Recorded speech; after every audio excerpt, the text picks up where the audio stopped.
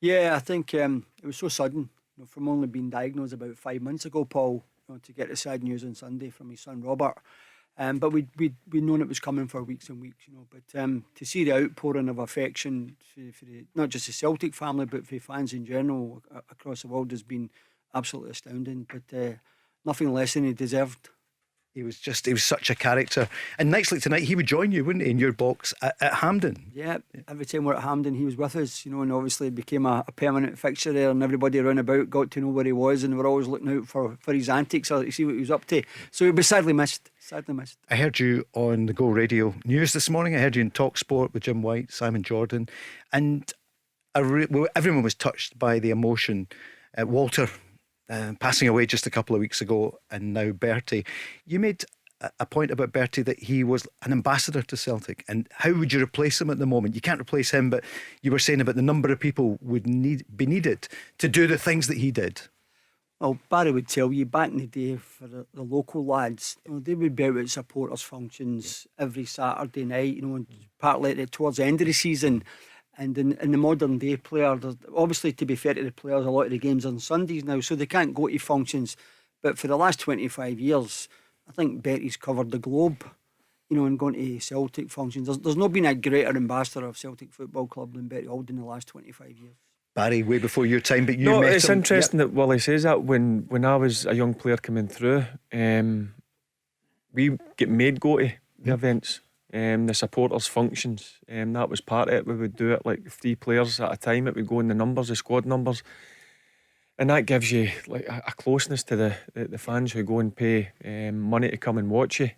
So no, that's something that I think sadly missing. You don't see enough modern day football players go to the fans events.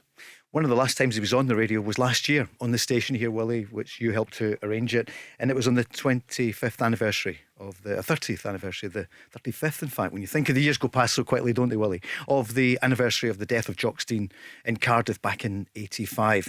And Bertie spoke with great affection about Jock and the things that Jock had said to them on that way to Lisbon. And when we went to Lisbon, and we were walking on the pitch, and Jock just says, "Now remember, be yourselves, but don't overdo it."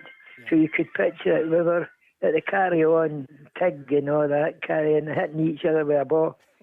And I think that was only, and I think that was the only touch I got. Typical Bertie, wasn't it? The only touch I got. Yeah. Not true, but such a storyteller. You must have quite a few. Oh yes. Most of them have been said over the last couple of days, but a couple.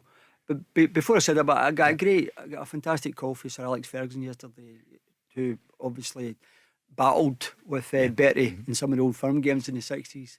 And he says the best compliment I could play Bertie Auld is that 60 years ago, the attributes that Bertie Auld had is exactly what you would build a team round. Yeah. And it's still the exact same attributes today. He says Bertie Auld would walk into any team. And obviously people didn't know. I mean, he was 5'6" and he was a size 5 and a boot, But some of the stories, Paul. In fact, I was reminded of one just in the way here, probably one of the better ones. He used to come as my guest to my table at Celtic Park, and we'd have dinner before the game.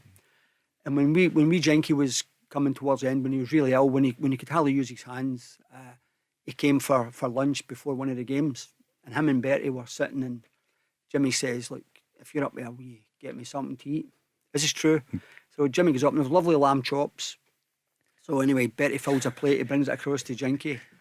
So Jinky's just about finished, and Bertie's up there again, and Jimmy shouts up, Bertie, give us another couple of these lamb chops." So I no bother. So 2 or 3 minutes go by, and the next thing the chef has got a hold of Bertie by the back of the neck, and he's dragging him out. And Bertie shouts across to Jinky, "This is all your fault, this is all your fault." He says, "What is it?" He says, "I'm getting done for choplifting." And that's a true story. It's a true story. It's a true story. It's right. The other one with the food is Jeff Ellis asked me, could I find a seat for Noel Gallagher when we played Man City in the game a couple of years ago. Anyway, he came to the table, and before he sat down, Bertie says to me, "Get him to get the soup. Get him to get the soup." Right, what are you talking about? He says, get the boy, you get the soup. So I'm saying, you know, by the way, soup's magic. He's like, no, you're all right, you're all right. I said, no, get the soup. So he comes in with his soup and he sits down and Bertie goes, you want a roll with it? We should have known where that one was going. Yeah, Never did with definitely. Bertie. Yes, there was one I seen the day about, what was it, in the tunnel with John Gregg about the win bonus. Tell us that one. I don't think Barry would want to tell that one. I'll go on. No, I'll let Mark tell that one. John Gregg says to Bertie, Was it what's six- your win bonus today? And Bertie says £6. £3. What about you? And John says, ours is £6. Bertie says, no problem, at least ours is guaranteed. I'm getting mine. Great story. It's a great report with Big Greggy. Yeah, he did. And Willie Henderson, great friends with Willie Henderson. Yeah. What kind of player then? For those who don't remember him, I remember him the number 10. How would we describe him? His attributes on the pitch? I think his greatest attribute was his guile. Yeah. The way he read the game and the way, you know, he was the first guy I ever seen taking a throw in and throwing it off a defender's back and getting the ball back. Yeah. I think he nearly get booked for it in one of the European games. But no, he read the game, he knew how the game worked. But it's funny, Ken Dalglish said to him this morning that what he was amazing for, in the old days, the old timers, like, they were all afraid that the kids were going to take their positions. Yeah. He said Bertie was amazing with the kids. Is that right? Amazing with the young players. He goes, you know, obviously talking about the Quality Street gang. He said, but Bertie, honestly, he says, he gave me the best encouragement ever and he couldn't wait to see a bit of youth come into the team. Right? He says, absolutely amazing. He was a real character. Amazing. But he had everything. Yep. You know, was he about 8.5 stone? You think you got up with a truck if he tackled you, you know. And what he was great as well is he always made out that everybody else was, you know, like Jinky was the best, Bobby Murdoch was the best, everybody was the best. He was so humble. But if you ask them, if you see a video of the 67 Cup final, I don't think anybody's ever dominated a game like that in their life the way that Bertie Auld dominated that game. Here he is doing just that, speaking about the other players. But see, when you think about it, Johnson and the Murdochs, Billy McNeil, you had everything. Tommy Gemmell scored more goals than any other fullback, and they weren't just tap-ins. They lifted everybody. And I'll tell you, the big and the most important thing about our team was the people in the terraces and the stands, was the supporters. Amazing, wasn't it? I never seen him refusing to get a picture taken with anyone, do an autograph. It was great when Henrik was in his prime and he knew if Jimmy and Bertie were coming to the game. He used to phone me and say to me, will you wait in the school for me? I said, what for? He says, you walk out with him. He goes, and I can sneak out. He says, the fans don't notice me when Jinky and Bertie's walking up. He says, but he did a great report. In fact, there's a great video of Henrik presenting him with a special licence plate out there on YouTube. You know, when he got, it was BA 67 CFC, and when Henrik was over for the Scottish Cup final last year, Tony and Yellow kindly bought this plate for him, and there's a great video of Henrik presenting Bertie with a plate. Aye. And That was a special moment. He won everything in the game. Only 3 Scotland caps, but the European Cup, they won everything in '67. He won. I was going to say that only 3 Scotland caps. Why was that? He was a wee bit like yourself, Barry. Didn't you go on too well with the authorities? I think he got sent off in his first game. He was a disruptor, wasn't he? Yes. Yeah, because I mean, he went to Celtic in 1955, so before everyone's time, and then they were worried about his kind of attitude. You know, he was a He had an opinion. Trick. He did. He had an opinion. And Sean Fallon, I think, played a role with Jockstein to get him back. Is that right? And with Bob Kelly. Yeah. And he said, no, he'll be a real attribute. And what a man. Yeah, he fell out with Bob Kelly. Did he? I think he had at that time Celtic were going through a rough patch, and they weren't winning too many games, and Bertie was saying, look, why not try this, and I think he had too much of an opinion. I think maybe he fell out with Mr. Kelly, so it was time to leave. I think he went to Dumbarton at first on loan, and then he came back and went to Birmingham, but obviously reached the European Fair Cities Cup, I think it was back then, final. Your old club, Barry. Yeah. In Birmingham, he was loved a it down blue. there. Yeah. I was obviously I was watching Sky, and obviously everybody talking about it. I didn't realise that he played such an important role at one of my former clubs. Yeah. And he sang the Celtic song in the tunnel before Lisbon and on the way out. And I think the Italians couldn't believe it, could they? These tall, handsome Italians seeing these wee Scots. He was 5'5", as you mentioned earlier on. Is it true, Willie? Did he win everything, including a BAFTA? Yes, he was asked when they made a film a few years ago, a short play about Celtic. He was asked to come accept the BAFTA, and he'd done a speech like Robert De Niro. I think he was a major part in the film, whatever. But yes, he did. And I think some people don't know. See that famous story about the singing in the tunnel in Lisbon? He'd done that because he thought that some of the guys looked nervous, and he thought they looked overawed. Celtic guys. And he wanted to make sure that the Italians didn't see that, and he just got everybody lifted.